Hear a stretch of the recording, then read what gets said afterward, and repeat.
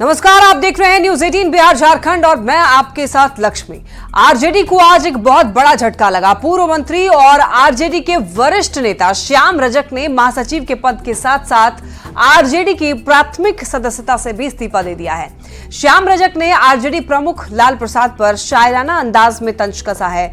श्याम रजक ने अपने लेटर में शतरंज, मोहरा और धोखा शब्द का इस्तेमाल किया है। श्याम रजक के इस्तीफे पर सियासत तेज है। बीजेपी और जेडीयू के नेताओं ने कहा है कि ये तो शुरुआत है और अभी तो महागठबंधन में भगदड़ मचने वाली है। दूसरी ओर आरजेडी ने श्याम रजक पर पलटवार किया है।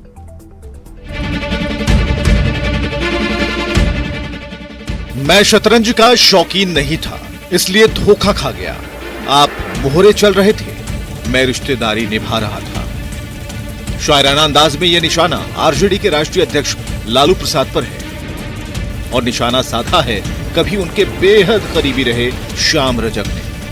आरजेडी के महासचिव और वरिष्ठ नेता रहे श्याम रजक ने पार्टी की प्राथमिक सदस्यता से इस्तीफा दे दिया है। श्याम रजक ने आरजेडी अध्यक्ष लालू प्रसाद को इस्तीफा भेजते हुए धोखा देने का आरोप लगाया है। शतरंज का मैं खिलाड़ी नहीं था, न शौकीन था, तो मैं धोखा खा गया।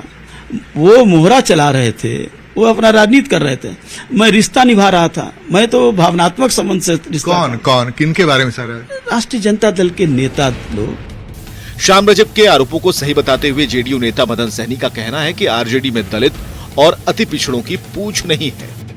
राष्ट्रीय जनता दल में कोई भी दलित नेता का, अति पिछड़ा नेता का वहाँ गुजारा नहीं है और न ही मान सम्मान है। तो वहाँ तो वो चले ही गए थे, वही हम लोग को लगता है कि गलत किए। वहीं श्याम रजक के पार्टी छोड़ने पर आरजेडी की ओर से पार्टी के प्रवक्ता शक्ति यादव ने तंज कसा। शक्ति यादव ने कहा कि वे फिर अपने पुराने दल में जाएंगे, ये सब जानते हैं, लेकिन किसी व्यक्ति के आने जाने से पार्टी को कोई फर्क नहीं पड़ता। सिद्धांत विहीन राजनीति को जो जिन लोगों ने नया रूप दिया है, उस दलदल में जाने का जो निर्णय लिया है जिन लोगों ने, वो उनका फैसला हो सकता है।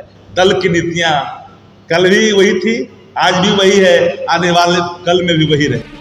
श्याम रजक के आरजेडी छोड़ने पर बीजेपी के नेताओं का कहना है कि ये तो शुरुआत है, आने वाले दिनों में महागठबंधन के अंदर भगदड़ की स्थिति बनने जा रही है। श्याम रजक तो एक ट्रेलर है वहां पे, ये तो एक ट्रेलर मात्र है। कई ऐसे लोग हैं जो वहां से भागना चाहते हैं, समय का इंतजार है और समय का आप देखते जाइए। दलित समाज से आने वाले श्याम रजक की गिनती बिहार के चर्चित नेताओं में होती रही है।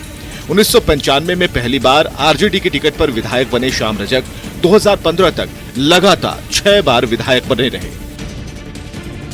श्याम रजक लालू और नीतीश कुमार दोनों के ही सरकार में मंत्री रह चुके हैं। 2010 के बिहार विधानसभा चुनाव से 1 साल पहले श्याम रजक ने आरजेडी छोड़कर जेडीयू ज्वाइन किया था, लेकिन 2020 के विधानसभा चुनाव से पहले श्याम रजक जेडीयू छोड़कर वापस आरजेडी में चले गए।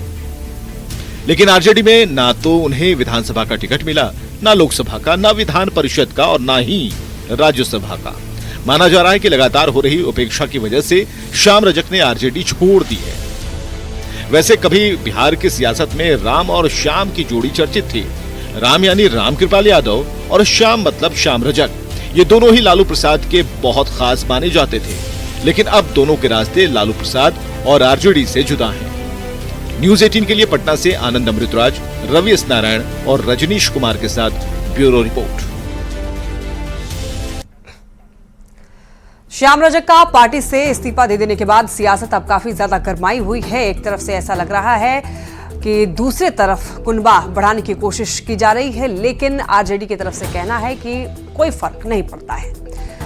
देखिए, श्याम रजक की पार्टी से इस्तीफा पर नेता प्रतिपक्ष तेजस्वी यादव का बयान सामने आया है। तेजस्वी यादव ने कहा है कि वो जहां रहें अच्छे से रहें। तेजस्वी यादव ने कहा है कि चुनाव आने वाला है, ये कोई बड़ी बात नहीं है और इससे कोई फर्क भी नहीं पड़ता है। आप जहां रहे अच्छे से रहे, तो ठीक है, तो पे क्या कहना है उनको? गए तो गए, कोई बात नहीं कहना। चुनाव आने वाला है, लोग अपना देखता है, कहीं जाना है नहीं जाना।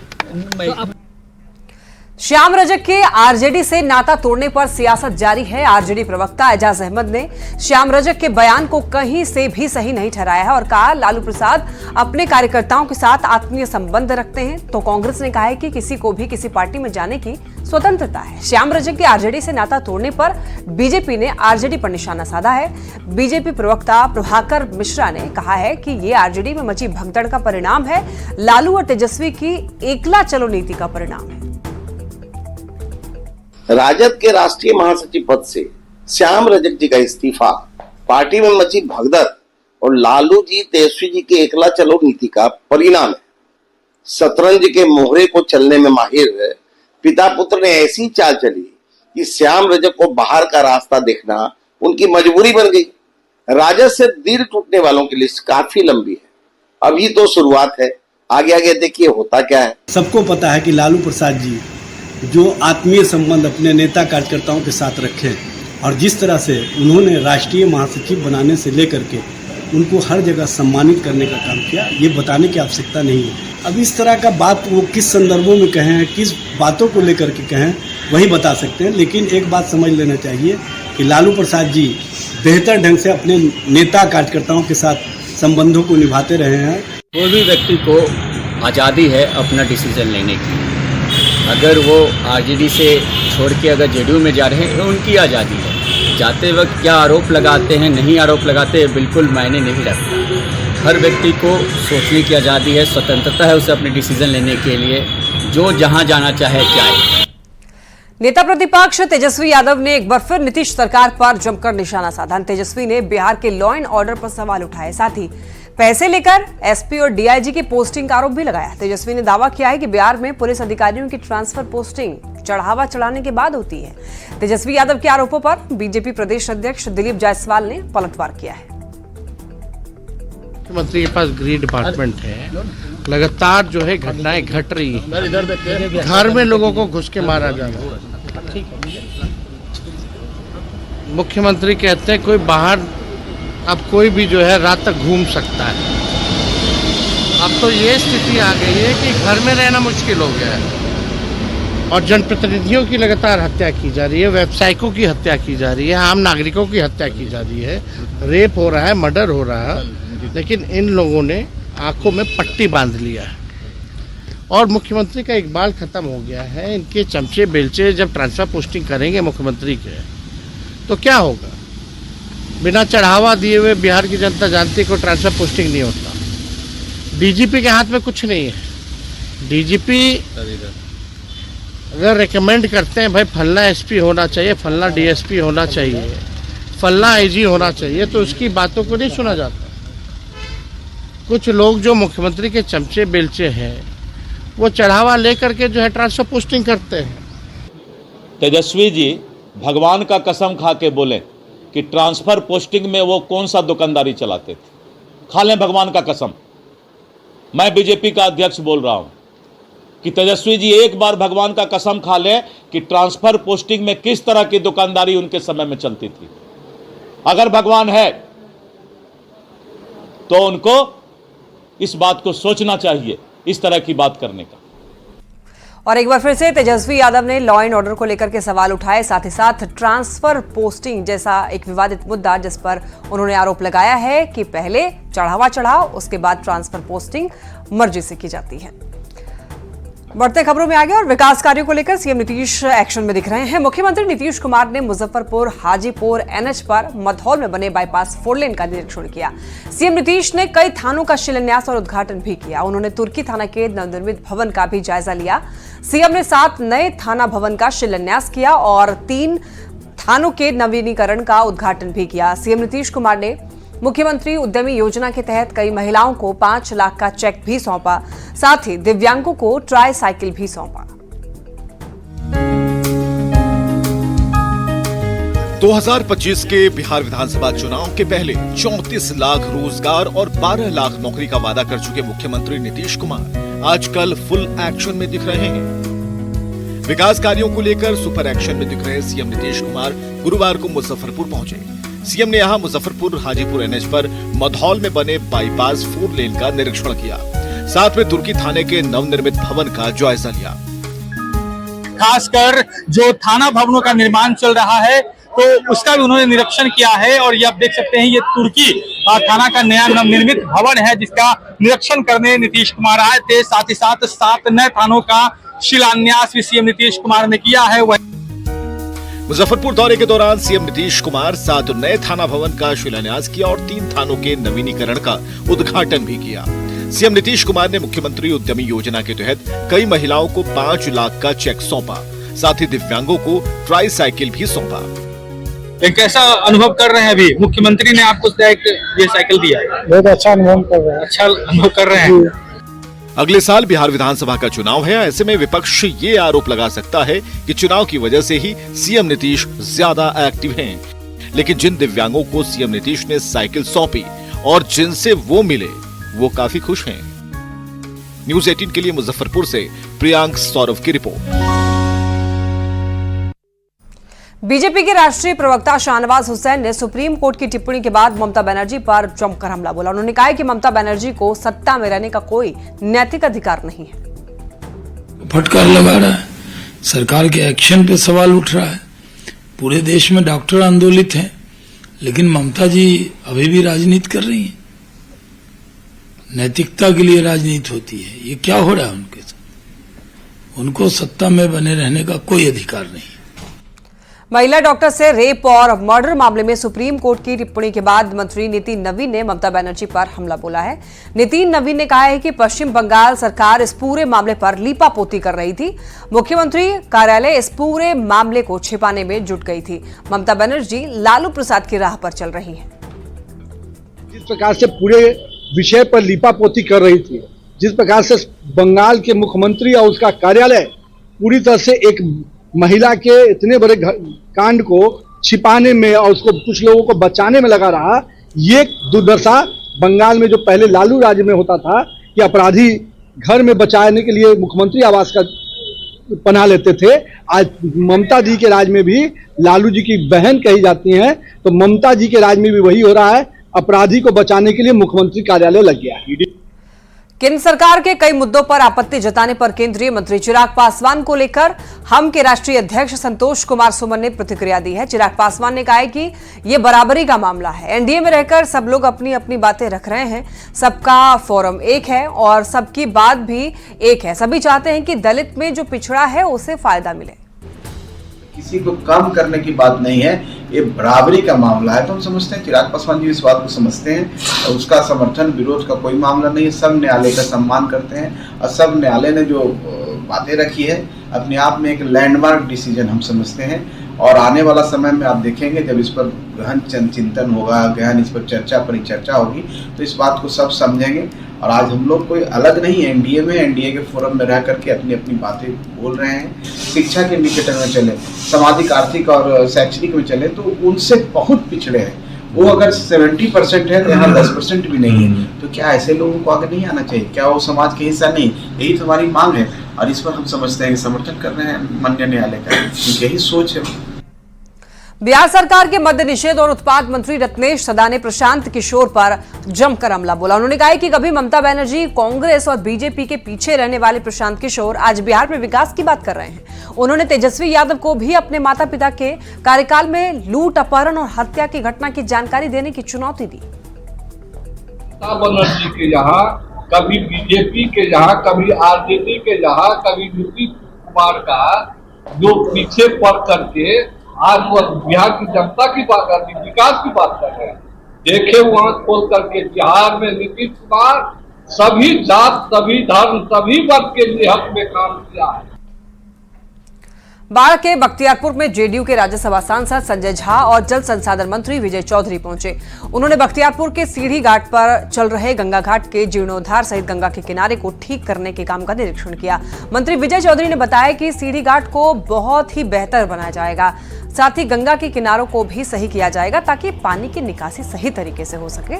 दियारा के लोगों की सुविधा के लिए उन्होंने पीपा पुल पर भी विचार किए जाने की जानकारी दी। कार्य चल रहा है कि यहाँ पे जो किनारा है उसकी सुरक्षा से लेके सीढ़ी घाट बनाया जा रहा है और गंगा का कोण सही रहे आगे तेजी से पानी निकले, इसलिए पुराने कोर्स को भी जिंदा किया जा रहा है और बगल में किनारा को प्रोटेक्ट करके यहाँ पे घाट पर आने जाने के लिए लोगों को भी सुविधा हो, उसका भी इंतजाम। पीएम नरेंद्र मोदी कल यूक्रेन दौरे पर रहेंगे। भारत के प्रधानमंत्री नरेंद्र मोदी का यूक्रेन दौरा खास रहने वाला है। पीएम मोदी का यह दौरा रूस और यूक्रेन जंग के बीच हो रहा है। देखिए, पीएम मोदी यूक्रेन के राष्ट्रपति वोलोदिमीर जेलेंस्की के साथ में कई अन्य अहम मुद्दों पर भी चर्चा करने वाले हैं। यूक्रेन की राजधानी कीव में एमबीबीएस की पढ़ाई कर चुके बिहार के रहने वाले पंकज कुमार राय ने रूस और यूक्रेन के बीच चल रहे वॉर के बीच चुनौतियों को साझा किया। पंकज कुमार राय ने बताया कि 2018 में उन्होंने यहां पर एमबीबीएस की पढ़ाई शुरू की थी। 2022 में जब यूक्रेन और रूस के बीच युद्ध शुरू हुआ तो वो भारत चले आए, लेकिन फिर नवंबर के महीने में यूक्रेन लौट गए। लेकिन अब पंकज यूक्रेन में सैनिकों की सेवा में लगे हैं। कीव में हॉस्पिटल में आए घायल सैनिकों की सर्जरी और इलाज में लगे हुए हैं। पंकज हर दिन 5 से 6 सर्जरी करते हैं। स्टार्टिंग जब वॉर हुआ था तब मैं यहीं पे था। फिर वॉर के बाद जब वॉर स्टार्ट हुआ उसके बाद मैं वापस इंडिया गया था और कुछ महीने रहने के बाद मैं नवंबर में वापस आ गया था यहाँ पे। तो उस समय मैं अपने ग्रुप का इकलौता स्टूडेंट था, तो मुझे बहुत ज़्यादा मौका मिला यहाँ पर, क्योंकि मेरा सर्जरी का साइकिल चल रहा था। तो मैं महीने भर तक हॉस्पिटल के अंदर ही रहता था। दिन में 4 सर्जरी, 5 सर्जरी, 6 सर्जरी में मैं असिस्ट करता था अपने टीचर्स को और डे नाइट वहीं पर रहता था। उस समय 2022 में तो बहुत ज़्यादा एयर अलर्ट्स रहते थे और डेली बेसिस पे अटैक्स भी बहुत ज़्यादा होते थे। तो स्पेशली मैं भी हॉस्पिटल्स में इसलिए रहता था क्योंकि वहाँ सेफ़ था, वहाँ बंकर पहले से थे और अंडरग्राउंड मोस्टली जो डॉक्टर्स का रूम है तो वो अंडरग्राउंड था। तो इसीलिए मैं वहाँ पे रहता था और रहता था चैलेंजेस, जैसे फूड का शॉर्टेज भी था तब, और साथ ही साथ डेली बेसिस पे जो अटैक्स हो रहे हैं। तो आप मान लीजिए कि अगर अटैक हो रहा है तो वो आपके पूरे दिल और सब कुछ को हिला देगा एक साथ ही, ठीक है। जैसे दिन में 4 बार 5 बार वो हम लाइव देखते थे, जो चीज़ें हम सोच भी नहीं सकते वो हम लाइव देखते थे। मुझे एक्सीलेंस अवार्ड मिला है अपने यूनिवर्सिटी की तरफ से और मैंने बहुत सारा ओलंपियाड है वो भी विन किया है। सर्वर की समस्या की वजह से सक्षमता पास शिक्षकों की काउंसलिंग में आज फिर से परेशानी हो रही है और पटना डीआरसीसी सेंटर पर काफी देर से शिक्षक कतार में लगे हैं। आधार का सर्वर डाउन होने की वजह से दोपहर वाले स्लॉट में शिक्षकों का वेरिफिकेशन नहीं हो पाया। तो वहीं शिक्षकों को जहां पोस्टिंग को लेकर के चिंता सता रही है, तो वहीं कमेटी की रिपोर्ट का भी सभी इंतजार कर रहे हैं। डीआरसीसी सेंटर पटना का जायजा लिया है न्यूज 18 संवाददाता रजनीश कुमार ने। बिहार में 1 अगस्त से लगातार सक्षमता पास नियोजित शिक्षकों की काउंसलिंग चल रही है, लेकिन काउंसलिंग में बार बार सर्वर बाधा बन रहा है। राजधानी पटना की अगर बात करेंगे तो यहाँ पर डीआरसीसी सेंटर पर सुबह से ही बड़ी संख्या में जो शिक्षक आए हैं, कुछ का काउंसलिंग हुआ भी है, लेकिन कई ऐसे हैं जो कतार में लगातार लगे हुए हैं। कहा जा रहा है कि आधार का सर्वर जो है डाउन हो गया, तकरीबन आधे घंटे हो गए हैं कतार में तमाम शिक्षक लगे हुए हैं और सर्वर डाउन होने की वजह से फिर से काउंसलिंग प्रक्रिया जो है बाधित हो गई है। यानी जो थंब इम्प्रेशन है उसके लगाए जाने के बाद कतार में तमाम शिक्षक जो हैं लगे हैं और अब आधार का जो है एक तरह से अब वेरिफिकेशन होगा, उसके बाद डॉक्यूमेंट्स का वेरिफिकेशन होगा। इस बीच सर्वर डाउन हो गया है। जरा बातचीत करते हैं, कितनी देर से हैं आप लोग खड़े? आधा घंटा से। आधा घंटा से क्या जवाब मिल रहा है? सर्वर डाउन है। सर्वर डाउन जी। कब तक वेट करेंगे? शेड्यूल चूंकि आप लोगों को मिला होगा ना टाइमिंग के साथ। मुझे नहीं मालूम कि कब तक वेट करना है। मुझे जो बताया गया सो आपको बता रहा हूँ। अच्छा। सर्वर डाउन है बस। क्या नाम हुआ आपका? राकेश नंदन। गर्मी बहुत ज्यादा है, क्या मतलब परेशानी भी हो रही है आप लोगों को? बहुत गर्मी है, परेशानी तो हो ही रही है। काउंसलिंग में भाग लेने के लिए आना ही है? जी आना ही है। क्या सर्वर बार बार डाउन हो रहा है? हम तो हैं जब से सर्वर डाउन है। डाउन है। शिक्षा विभाग के भी अधिकारी यहाँ पर लगातार मॉनिटरिंग करने के लिए मौजूद रहते हैं, लेकिन जो सर्वर है उसमें लगातार परेशानी हो रही है। कुछ और टीचर हैं, उनसे बातचीत करते हैं। ये बताइए कि अभी चूंकि आप लोगों की जो प्रक्रिया है वो अभी पूरी नहीं हो सकी है क्योंकि सर्वर डाउन हो गया। मेरा काउंसलिंग आज पूरा हो गया है, सेकेंड स्लॉट में था, लेकिन शुरू से ही थंब इम्प्रेशन को लेकर परेशानी है। कुछ साथी लोग साथ में हैं तो उनके साथ में है। पोस्टिंग को लेकर भी इंतजार होगा? इंतजार तो है और ज़्यादा क्लैरिफिकेशन हो नहीं पा रहा है। किस तरह से ट्रांसफर होगा, किस तरह से पोस्टिंग होगा, उसको लेकर कहीं ना कहीं एक संदेह की स्थिति बनी हुई है। कमेटी की रिपोर्ट का इंतजार कर रहे हैं? कमेटी की रिपोर्ट का इंतजार हम लोग कर रहे हैं और चाह रहे हैं कि इस पोस्टिंग जल्द से जल्द हो जाए। क्या नाम हुआ आपका? विपुल कुमार। देखिए 1,87,000 शिक्षक जो है सक्षमता पास किए थे और सभी की काउंसलिंग होनी है। शिक्षा विभाग ने इस बीच एक कमेटी गठित की थी जिस रिपोर्ट का सभी इंतजार कर रहे हैं। हालांकि काउंसलिंग प्रक्रिया अब 31 अगस्त तक नहीं बल्कि अब 13 सितंबर तक होगी, यानी जो प्रक्रिया है उसमें विलंब हो सकता है। ऐसे में जो कमेटी की रिपोर्ट है वो कब जारी होगी और राज्यकर्मी का दर्जा कब मिलेगा, ये सवाल अभी भी शिक्षक पूछ रहे हैं, क्योंकि सक्षमता पास करने के बाद मनचाहा पोस्टिंग का भी लोग इंतजार कर रहे हैं। कैमरामैन अमित के साथ रजनीश कुमार, न्यूज 18 पटना। और इसी के साथ बुलेटिन में इतना ही। खबरें लगातार जारी है, आप देखते रहिए न्यूज 18।